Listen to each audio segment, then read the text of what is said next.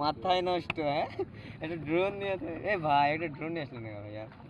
Next আসলে একটা drone নিয়ে আসবো। আমি ফেব্রুয়ারিতে কক্সবাজার গেছিলাম, আমার ফ্রেন্ড ড্রোন নিয়ে গেছিল। তো ও আসলে বাতাসের মেজারমেন্টটা বুঝতে পারে নাই। আপনি চিন্তা করেন এই জায়গাটা ড্রোন ওর ভিউ কিন্তু বাতাসের মেজারমেন্টটা বুঝতে পারে নাই। ও উপরে উড়াইছে না, সাথে সাথে ক্র্যাশ করে ভেঙে চলে গেছে। একদম নতুন নিয়েছিল। এই উনাদের পিছনে শুরুতেই একটা ব্যাড বাস। আমরা আমাদের সাথে গান করতে চাই। আমি দেখি বসন্তকালে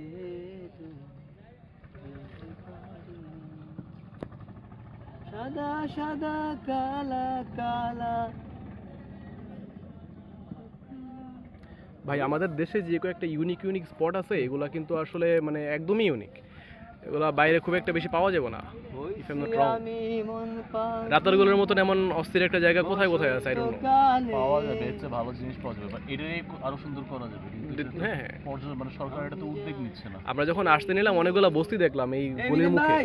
এগুলোকে যদি একটা পর্যটন স্পট, এই জায়গাটার থেকে যে একটা রেভিনিউ আসে, এগুলো যদি প্রপার পরিমাণে ইউটিলাইজ করতে পারে, তাহলে ডেফিনেটলি এলাকার মানুষজনের ডেভেলপমেন্ট হিউজ পরিমাণে হবে। এটা আসলে সিন্ডিকেট একদম, ওই যে দেখেন না মাঝখান দিয়ে এসে আমাদেরকে দাঁড় করে দিল।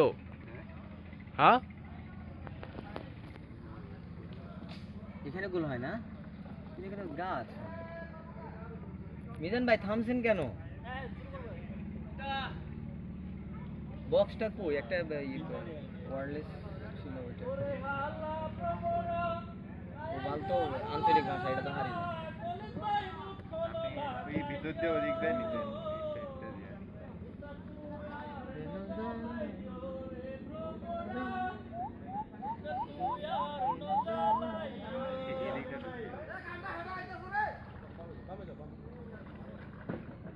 Wow wow wow.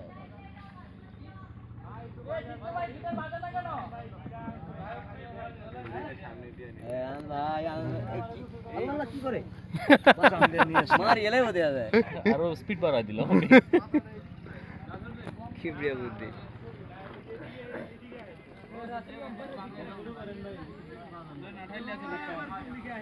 গুলি মেরে দেন। আরে বড় ভাই আপনার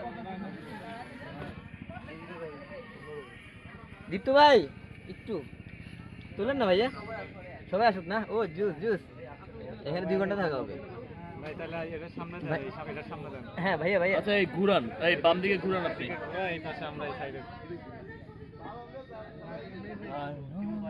ওই মারি দিব কোন না কামি দিকে দেখিনি।